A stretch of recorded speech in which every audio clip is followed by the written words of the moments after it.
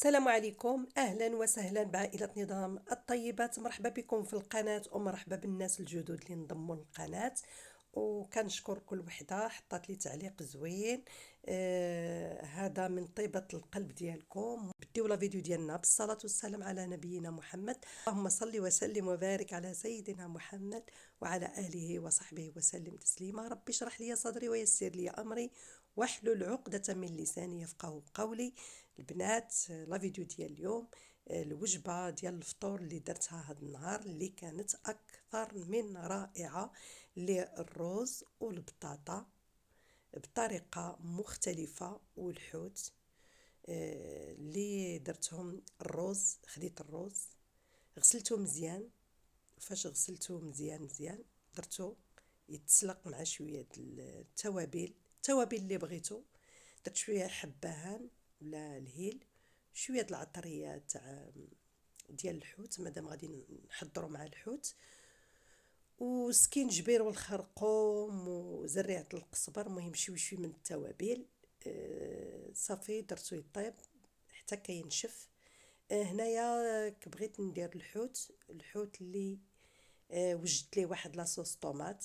هاد لاصوص طوماط اللي كان صايبها في الدار، لان راكو عارفين مطيشه نيئه او دوائر كتكون يعني صعبه في الهضم وكتهيج القولون العصبي. فلهذا انا كنجيب المطيشه وكنطيبها صوص مادام هي من المسموحات. تنديرها هاك، نغسلها مزيان، كنديرها في الطنجره بلا ما، كنقطعها دي طرونش ونخليها بلا ما على نار مهيله حتى كتذوب ديك المطيشه، وكندوزها في المولينكس وكنصفيها وكنحتفظ بها في زجاجات، يعني اللي كتكون معقمه. كنديرها في الثلاجه، ندير بها زويته بلديه وكنحطها عند الحاجه. هنا هاد لاصوص طوماط مهم انا حضرت بها، درت توابل، درت زعتر. هذه هي المطيشه اللي وجدت كنديرها في الثلاجه. درت زعتر، درت موطار، درت ثوم، بودرة البصل، عطرية الحوت، شوية تاع هذا المخلل ديال الحامض او المصير، شوية د الخل تا هو، زيت نباتي، زيت العود. مهم شويه هنايا تاع العطريه ديال الحوت مع سكينجبير مخلطين. ضفتهم اضافه كاضافه. شويه تحميره او الخرقوم ومطيشه د الحك حتى هي درتها. مهم هناك مجموعه من التوابل، غادي نمزج دوك العناصر كامله جيدا، ونضيف الملح حسب الذوق، يعني لان كاين المصير كاين الموطارد، يعني ديجا والخل ديجا هما فيهم الملحه. هنا الحوت لاي نوع من الحوت اللي يكون فيه الهبره، يعني يكون فيه الهبره، كاين اللي كيتقشر وكاين اللي كيدار هكذا كتقطعيه اطراف. وانا قشرته، يعني قلعت له داك الجلد باش يدخلوا الشرمونه مزيان، لان كان عندي في المجمد. كنت درتو باش تحيد ليا الجلده. اش تندير؟ تناخذ الحوت اللي كيتقشر، كندير له شويه د الخل وكنديرو في الكونجيلاتور حتى كيجمد شويه، كنجبدو وكنقشرو، تيجي ساهل انك تسلخ من الجلد ديالو. هذا الحوت اللي فيه كيما كان النوع ديالو اللي كيتقشر. بغيتي تخليه حتى المده اكبر، خليه يتكونجولا ومن بعد جبديه على بعد، يعني تكوني عندك الوقت انك تصايبيه وتتقشريه. من يديكونجولا غير واحد شويه تبداي تقشريه وتقطعيه اطراف. المهم هادشي اللي كاين. ضفت هنايا شويه زيت البلديه وزيت نباتي غير شويه لان غادي نخشيه في الفرن. قبل ما خشيته في الفرن انني درتو يترقد، غطيته خليته شي ساعه وهو هكاك. ضفت هنا واحد الاضافه ديال اللي كاين الخل الابيض. غادي نخلط هذا الخل كنديرو تنغاموس او تندوزو مع بعض التساؤلات كتجي في الاخر. المهم هذا الشيء اللي كاين، التعليقات ديالكم. غادي نخلط هاد العناصر ان شاء الله، ندير لكم فيديو نخليها تشرمل على الاسئله ديالكم. شي فيديو قديم غادي نخصو غير الاجوبه. هنا الرز ديالي غادي نخليه، هذاك الرز درت فيه الثوم، درت فيه زعتر، درت فيه ملحه، سكينجبير، شويه د العطريه د الحوت، مادام انا غادي نماريه مع الحوت، التحميره مطيشه د الحك، وصوص طوماط اللي ديجا انا محضراها في البيت.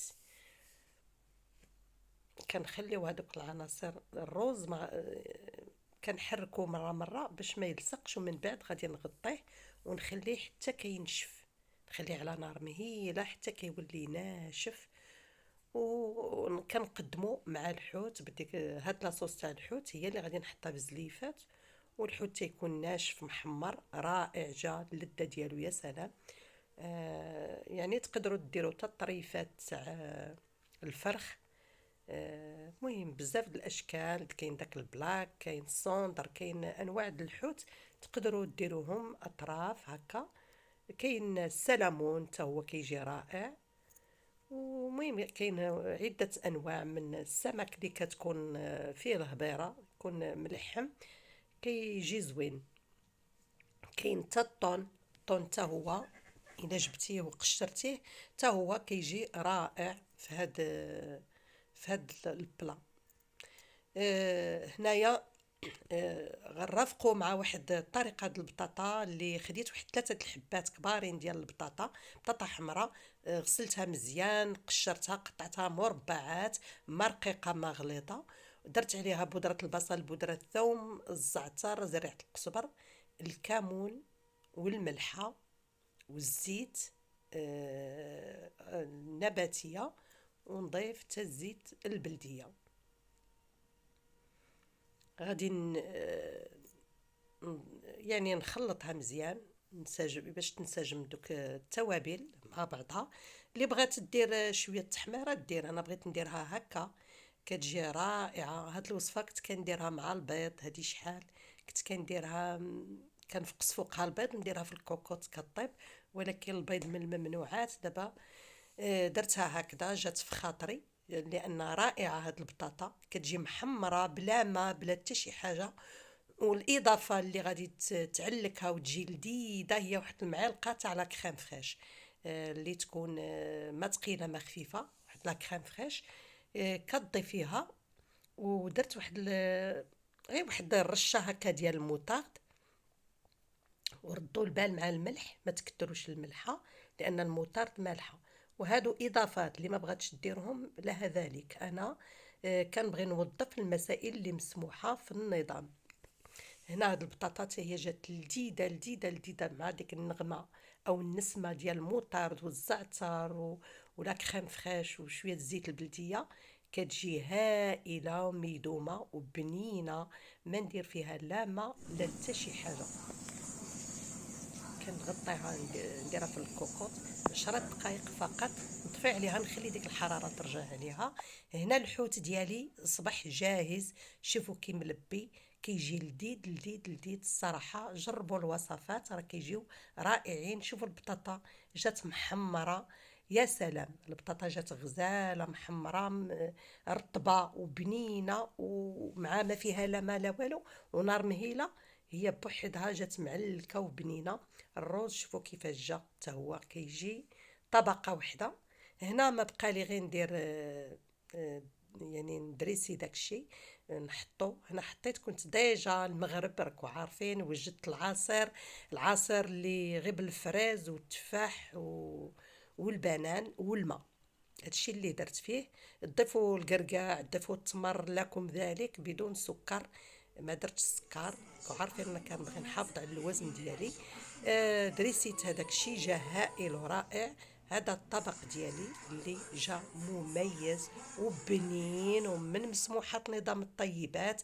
البنات اللي باغيين يفقدوا الوزن، انا ما كناخدش الروز والبطاطا والخبز. مثلا انا هاد الوجبه كليتها مباشره غير أدن المغرب. خديت التمر والماء فقط، مشيت صليت، استراحيت واحد شويه، وانا كنحط البلا ديريكت ما بقيتش يعني ناكل بزاف ديال المسائل باش يعني بزاف هذا داكشي اللي تحط في الطبله، دوك المكونات اللي ما حطيت حتى شي حاجه، برادتاي بالسكر والنعناع، وحطيت البلا ديالي ديريكت. من صلينا حطيت هذا باش يتكال. الحمد لله، اللهم اديمها نعمه وحفظها من الزوال. حطيت هذا البلا ديالي، كليت منه. اللي بغات تفقد الوزن ما تاخدش الخبز، واللي بغات تفقد اكثر ما تاخد البطاطا ولا الرز. انا خديت البطاطا والرز بجوج، واخا راه شي مرات ما كناخذهمش لان ما كليت شي حاجه اللي غادي تساهم انني في نضيف في الوزن ديالي.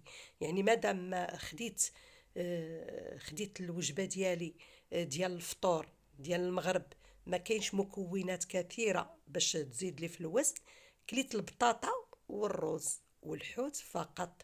هذيك لاصوص كتجي معلكه، اللي كتشيط لي من الحوت اللي فيها لاصوص طوماط، كتجي بنينه، هي اللي غادي ندوز بها الحوت في الطبق ديالي. الخبز انا ما خديتوش، اللي بغى ياخدو هاد لاصوص كتجي بنينه معلكه.